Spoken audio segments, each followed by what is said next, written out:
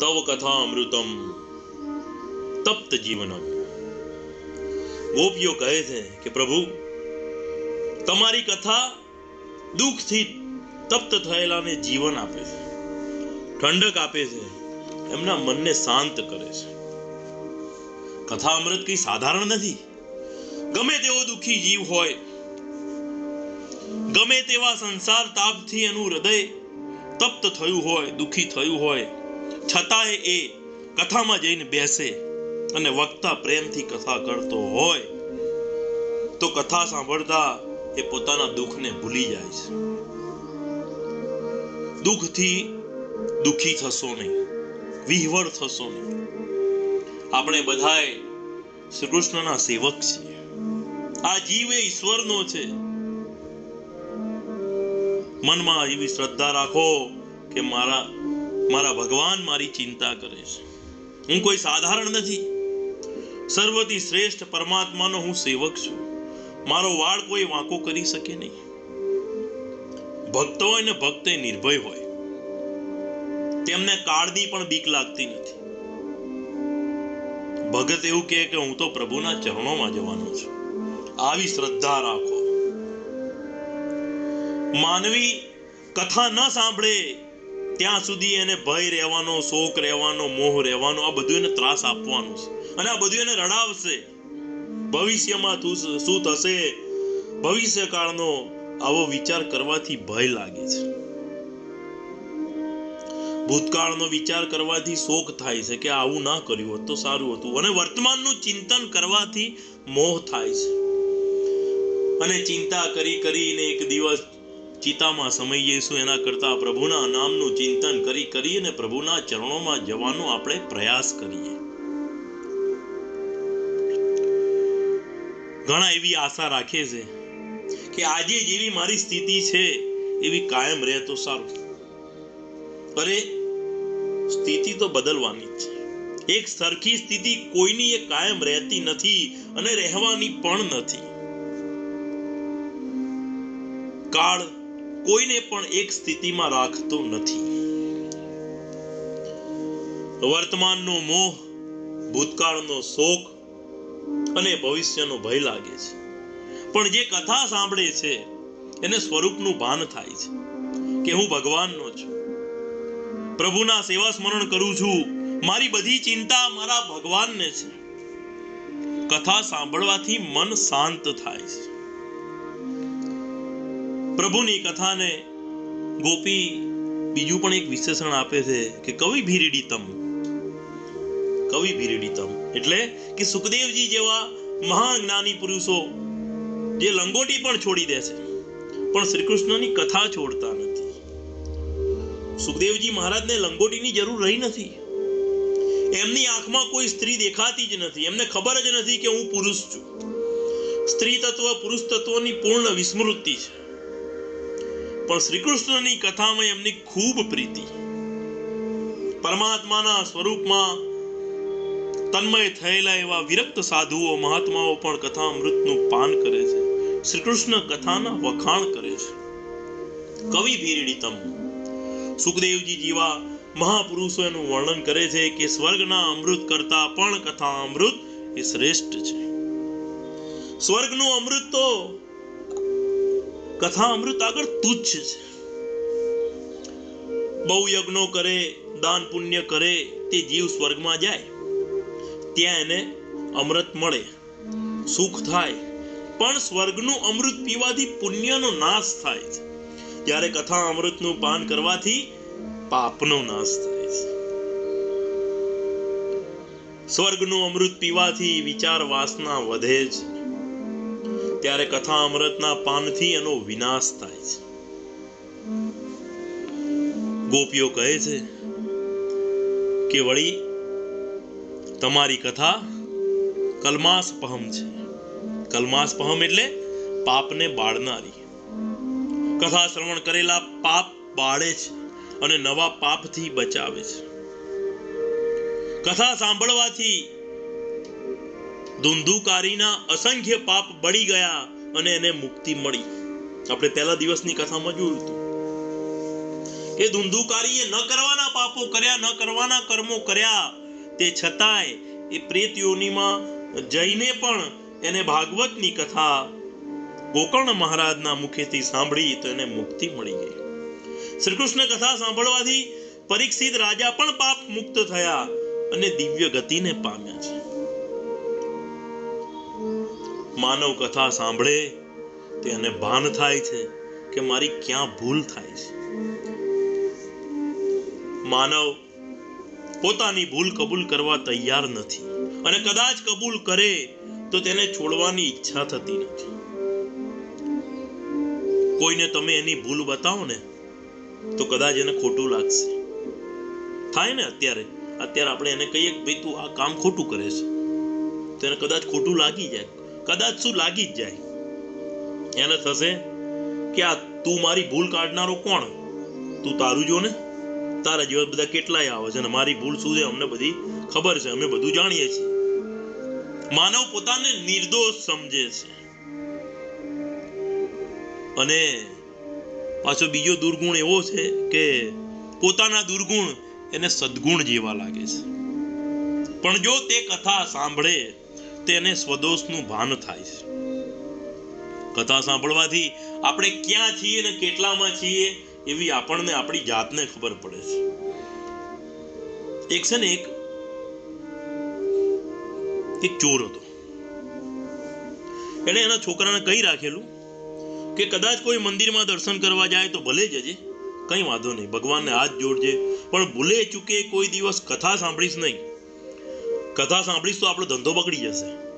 હવે ચોર એના દીકરાને આવી જ શિક્ષા આપવાનો હતો, કારણ કે બાપ દીકરો બંને ચોરીનો ધંધો કરતા. હવે એકવાર થયું એવું કે છોકરો જંગલમાંથી પસાર થતો હતો, ત્યાં એક જગ્યાએ કથા થતી હતી. એને બાપનું વચન યાદ આવ્યું કે કથા સાંભળવી નહીં, એટલે બિચારો કાનમાં આંગળીઓ નાખીને જવા લાગ્યો. તો ભગવાનને દયા આવી કે આ છોકરાને એના પિતાના વચનમાં કેટલી શ્રદ્ધા છે. પ્રભુએ ગમ્મત કરી, એના રસ્તામાં એક કાંટો નાખ્યો અને એક કાંટો એના પગમાં. આ તો ભગવાન છે ભાઈ, ભગવાને જેના માટે જે બનાવ્યું છે થવાનું જ. એ ભગવાને એના માટે કાંટો નાખ્યો અને એ કાંટો એના પગમાં વાગ્યો, એટલે એને કાનમાંથી આંગળી કાઢવી પડી. અને જ્યાં કાંટો કાઢવા ગયો એટલામાં સાંભળ્યું કે ઈશ્વર સર્વવ્યાપક છે, તે સર્વમાં બિરાજેલા છે અને સર્વને જુએ છે. આટલું એને સાંભળ્યું. હવે કેટલાક લોકો એવું સમજે છે કે દરવાજો બંધ છે એટલે અત્યારે અહીં કોઈ આપણને દેખતું નથી અને સાંભળતું નથી. પણ એને ક્યાં ખબર છે કે જગતનો બાપ એ તારી અંદર બેઠો છે. દરવાજો બંધ કરવાથી કશું થવાનું નથી. છોકરાના કાને આટલા શબ્દો પડ્યા અને એને ધ્યાનમાં રાખ્યું કે ભગવાન બધાને જુએ છે. બાપ બેટા પછી ખેતરમાં ચોરી કરવા ગયા. ત્યાં એક આંબાનું મોટું ઝાડ. બાપે છોકરાને કહ્યું કે હું ઉપર ચડીને કેરી લઈ આવું છું, તું નીચે ઊભો નજર રાખજે કે કોઈ આવતું તો નથી ને, જોતું તો નથી ને. તો બાપ જ્યાં ઝાડ ઉપર ચડીને કેરી લેવા લાગ્યો કે છોકરો એકદમ બોલી ઉઠ્યો, બાપુ, એ બાપુ, બાપુ જુએ છે. બાપ ગભરાયો અને એકદમ નીચે ઉતરી ગયો. છોકરાને પૂછ્યું, કોણ જુએ છે? અહીં તો કોઈ દેખાતું નથી. ત્યારે છોકરાએ કહે કે મેં કથામાં સાંભળ્યું છે કે ઈશ્વર સર્વને જુએ છે. આમ કથા એ પાપ કરતા બચાવે છે. કથા સાંભળો એટલે કદાચ પાપ કરવાની વૃત્તિ, પાપ કરવાનો વિચાર એક વખત થાય ને તો પણ એ સાંભળેલી કથા એ તમને પાપ કરતા બચાવશે, પાછા વાળશે. ગોપીઓ કહે છે કે તમારી કથા શ્રવણ મંગલમ છે. તમારી કથા સાંભળવાથી મંગલ થાય છે. કથા સાંભળ્યા પછી ભક્તિ કરો. પણ કથા સાંભળવી એ પણ એક ભક્તિ છે. કથા સાંભળવી એ પણ ભક્તિ છે. તમે પ્રેમથી જેને સાંભળો છો એ તમારા મનમાં આવે છે. શ્રી કૃષ્ણ કાનમાંથી અંદર પ્રવેશ કરે છે. શ્રવણ મંગલમ, શ્રવણાદ મંગલમ, સાંભળવાથી મંગલ થાય છે. એથી આગળ શ્રવણમેવ મંગલમ ઇતિ શ્રવણ મંગલમ. શ્રી કૃષ્ણની કથા સાંભળવી એ જ મંગલ છે. ભગવાનની કથા સાંભળો તમારું મંગળ જ છે. કર્મકાંડની કથા સાંભળવાથી મંગળ થતું નથી. કર્મનું અનુષ્ઠાન કરે તો મંગળ થાય છે. કોઈ મોટી મોટી વાતો કરે ને કે મારે વિષ્ણુ યાગ કરવો છે ને 12 કુંડ કરવા છે ને 108 બ્રાહ્મણોની વરણી રાખવી છે, પાયસનો હોમ કરવો છે, આ બધી વાતો કરે કે સાંભળે તેનાથી મંગળ થાય? ના થાય કોઈ દિવસ. કારણ કે એનું અનુષ્ઠાન કરવું પડે. 108 બ્રાહ્મણની વરણી કરવી પડે, એની વરણી રાખવી પડે, વિષ્ણુ યાગ કરવો પડે, પાયસનો હોમ કરવો પડે અને તેનું ફળ તો જ મળે. અનુષ્ઠાન વિના કર્મ એ મંગળરૂપ થતું નથી. તેવી રીતે આપણે બ્રહ્મજ્ઞાનની વાતો કરીએ, સાંભળીએ, પણ બહુ મંગળ ના થાય. બ્રહ્મનો અનુભવ કરે તો જ મંગળ થાય. પરમાત્માના સ્વરૂપનો અનુભવ કરે તો જ બ્રહ્મ વિદ્યા સફળ થાય. બ્રહ્મ વિદ્યા કઈ કેવળ વાતો કરવાથી, સાંભળવાથી સફળ થતી નથી. જગત ખોટું છે ને બ્રહ્મ આનંદ રૂપ છે, ઈશ્વર વિના જે ભાસે છે તે મિથ્યા છે, તે બધું દુઃખ રૂપ છે, પરમાત્મા તો આપણા હૃદયમાં છે, હું પ્રભુનું સ્વરૂપ છું, હું બ્રહ્મથી જુદો નથી. આવી બધી બ્રહ્મ વિદ્યાની વાતો કરો, સાંભળીએ તે ઠીક છે, પણ એથી કઈ મંગળ થતું નથી. બ્રહ્મજ્ઞાનની વાતો સાંભળ્યા પછી પ્રવચન પૂરું થતા જુએ છે કે મારા ચંપલ કોઈ ઉઠાવી તો નથી ગયું. ત્યારે યાદ આવે છે ખરું કે જગત ખોટું છે, દુઃખરૂપ છે, આ બ્રહ્મા એ આપણા હૃદયમાં જ બિરાજેલા છે, ચંપલમાં જીવ જતો રહે છે. તમે અનુષ્ઠાન કરશો તો જ કર્મકાંડ કલ્યાણ છે. કર્મકાંડથી કલ્યાણ થાય છે. પરમાત્માની તમે અનુભૂતિ કરશો તો જ બ્રહ્મ વિદ્યા યથાર્થ છે. જ્યારે શ્રી કૃષ્ણ કથા તો શ્રવણ માત્રથી જ મંગલ કરનારી છે. શ્રવણ મંગલમ. તમે કથા સાંભળ્યા પછી સેવા સ્મરણ કરો તો એ સારું છે, પણ માનો કે કોઈ જીવ કથા સાંભળ્યા પછી સેવા સ્મરણ કરતો નથી, છતાંય જેટલો સમય પ્રેમથી કથા સાંભળે છે તેટલો સમય જગતને ભૂલે છે, એટલો સમય એ ભક્તિ જ કરે છે. શ્રી કૃષ્ણની કથા સાંભળવી એ પણ મંગલ છે, કારણ એ ભક્તિ જ છે. શ્રી કૃષ્ણ કૃપા કરે છે ત્યારે જ કોઈ ભજનાનંદી ભગતના મુખેથી શ્રી કૃષ્ણ કથા સાંભળવાનો સુયોગ પ્રાપ્ત થાય છે. કારણ કે ભાગવતના મહાત્મ્યમાં પણ આ જ લખ્યું છે કે દુર્લભેવ કથા લોકે શ્રીમદ ભાગવતોત્વા કોટી જન્મ સમુત્થેન પુણ્યનેવ તુ લભ્યતે. કોટી જન્મ સમુત્થેન, કરોડો જન્મોના પુણ્ય ભેગા થાય ત્યારે જ કથા સાંભળવાનું મન થાય છે. એટલે તમે કથા સાંભળો એ ભક્તિ જ છે. શ્રી કૃષ્ણની કથા એ શ્રી કૃષ્ણ સમાન જ છે. જે શક્તિ શ્રી કૃષ્ણમાં છે તે જ શક્તિ શ્રી કૃષ્ણની કથામાં છે. મહાપુરુષો તો એવું માને છે કે શ્રી કૃષ્ણ કરતા પણ શ્રી કૃષ્ણની કથા શ્રેષ્ઠ છે. આમાં કઈ ખોટું નથી. દુર્યોધનને દ્વારિકાનાથના દર્શન થયા છે. પ્રભુ પ્રેમથી અને સુંદર ઉપદેશ આપે છે, પણ દુર્યોધન એ પાપી જીવ છે. દુર્યોધનને કઈ 2-4 શિંગડા નહોતા, કઈ 4-5 હાથ નહોતા. દુર્યોધન આપણા જેવો જ હતો. પારકું ધન જે હોયા કરી બેસે એ દુર્યોધન. આજકાલ ઘણા લોકોને વગર મહેનતનું ધન પચાવવાની ઈચ્છા થવા લાગી છે. તે વખતે તો એક જ દુર્યોધન હતો અને જેણે તોફાન કરેલું, પણ હવે તો અનેક દુર્યોધન ઉત્પન્ન થયા છે. તેથી જગતમાં શાંતિ રહી નથી. દુર્યોધન ઉપર શ્રી કૃષ્ણના ઉપદેશની અસર થઈ નહીં. એણે માલિકને સામો જવાબ આપ્યો. દુર્યોધન શ્રી કૃષ્ણના દર્શન કર્યા પછી સુધરે એ યોગ્ય હતું, પણ શ્રી કૃષ્ણ દર્શનથી દુર્યોધન ક્યાં સુધર્યો? ઉપરથી દુર્યોધન શ્રી કૃષ્ણને જેમ ફાવે એમ બોલવા લાગ્યો.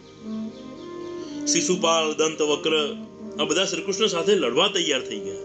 આ ઉપરથી એવું લાગે છે કે શ્રી કૃષ્ણના દર્શન કર્યા પછી પણ કેટલાક જીવો એવા હોય છે કે જેમનું જીવન સુધરતું નથી, એમનો સ્વભાવ સુધરતો નથી. એ ભગવાનના દર્શન કરે છે છતાં પાપ છોડી શકતા નથી. કેટલાક લોકો રોજ મંદિરમાં જઈને દર્શન કરે અને પાછા બહાર આવીને પાપ પણ કરે. દર્શન કરે છતાંય તેમનો સ્વભાવ સુધરતો નથી. અને કેટલાક લોકો ક્યારેય દર્શન કરવા જતા નથી, તે છતાં એ શાંત હોય છે, નિર્મળ હોય છે, કારણ કે તે કથા સાંભળતા હોય છે. દુર્યોધન શ્રી કૃષ્ણના દર્શનથી સુધર્યો નહીં એ વાત સાચી, પણ કોઈ ભજનાનંદી સંતના મુખેથી શ્રી કૃષ્ણ કથા સાંભળે ને તો એ જરૂર સુધરે છે. કારણ કે કથામાં એવી તાકાત છે, એને પ્રભુમાં પ્રેમ જાગે છે. શ્રી કૃષ્ણ કરતા પણ શ્રી કૃષ્ણ કથામાં અનેરી દિવ્ય શક્તિ છે. જે જીવ લાયક છે એનું આકર્ષણ શ્રી કૃષ્ણ કરે છે. પણ જે દુર્યોધન જેવો દુષ્ટ છે, અનધિકારી છે, એનું આકર્ષણ કરતા ભગવાન પણ ખચકાય છે.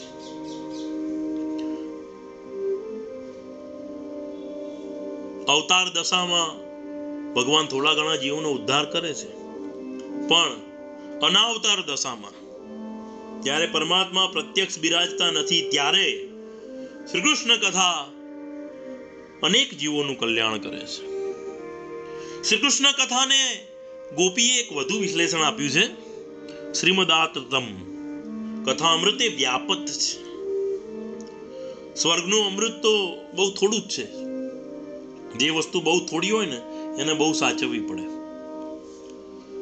સ્વર્ગના દેવો તેને ગળામાં બહુ સાચવીને રાખે છે, બહુ કાળજીથી રાખે છે, જલ્દી કોઈને આપતા નથી. પુરાણ કથામાં તો એવું આવે છે કે ગરુડજી દેવો સાથે યુદ્ધ કરીને અમૃત કુંભ લઈ ગયા હતા અને તે તેમણે સર્પોને આપ્યું, પણ ઇન્દ્ર રાજાએ સર્પોને એ લેવા દીધું નહીં અને ઘડો પરત લઈ ગયા. સ્વર્ગનું અમૃત ખુલ્લા હાથે બધાને મળતું નથી, કારણ કે તે થોડું છે. જ્યારે કથા અમૃત તો સર્વને મળે છે. ગરીબ હોય તે પણ કથા સાંભળી શકે અને અમીર હોય એ પણ કથા સાંભળી શકે. શાસ્ત્રોમાં એવું લખ્યું છે કે કોઈ 1000-2000 રૂપિયા ખર્ચે, 1,00,000, 2,00,000, 5,00,000 ખર્ચે અને કથા શ્રવણ કરે તો જેટલું પુણ્ય મળે તેટલું જ પુણ્ય પૈસાનો પણ ખર્ચ કર્યા વિના એક ગરીબ ભગત વંદન કરીને બેસે ને પ્રેમથી કથા સાંભળે તેને પણ મળે છે. સ્વર્ગનું અમૃત અલ્પ છે, કથા અમૃત અકલ્પ છે, અનંત છે.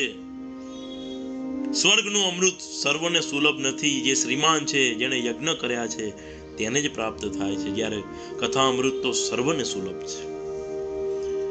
ગોપી પ્રભુની કથાના વખાણ કરતા છેલ્લે કહે છે કે ભુવિ ગૃણંતી તે ભુરીદા જનાઃ. તમારી કથાનું જે મહાપુરુષો પ્રેમથી વર્ણન કરે છે, શ્રવણ કરે છે, એ મહાન દાનવીર છે. એ બહુ જ દાન આપે છે. તમે વસ્ત્ર દાન કરો, દ્રવ્ય દાન કરો, અન્ન દાન કરો તો થોડોક સમય શાંતિ મળે, પણ કથામૃતનું દાન સર્વથી શ્રેષ્ઠ છે. કોઈ ગરીબને પ્રેમથી જમાડશો તો એને 24 કલાક તૃપ્તિ રહેશે, પણ પછી એને ભૂખ ફરીથી લાગવાની. એ 24 કલાક પછી એ શાંતિ પાછી જતી રહે. અન્ન દાન કરો તો થોડો સમય એને શાંતિ મળે, પણ કથાનો એકાદ શબ્દ પણ હૃદયમાં ઉતરી જાય, હૃદયને સ્પર્શી જાય અને જો પ્રભુ પ્રેમ જાગૃત થાય તો આખું જીવન શાંતિમય, આનંદમય બની જાય છે. કથાનું દાન કરનાર તો ઉત્કૃષ્ટ દાન છે. એ મહાન દાનવીર છે. પ્રભુએ ગોપીઓને કહ્યું છે કે હરિસખીઓ, તમને કથામાં આનંદ થાય છે તો પછી આખો દિવસ કથા જ સાંભળ્યા કરો, મને શું કામ બોલાવો છો? ત્યારે ગોપીએ કહ્યું છે કે નાથ, પહેલા તો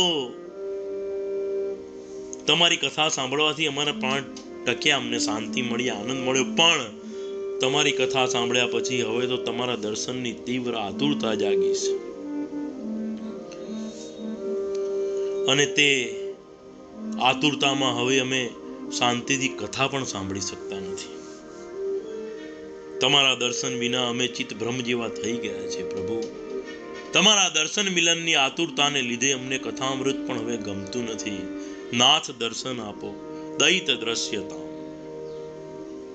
દ્રશ્યતામ પ્રભુ. દર્શન આપો હરિ. પ્રભુ અમારી ઈચ્છા પૂર્ણ કરો.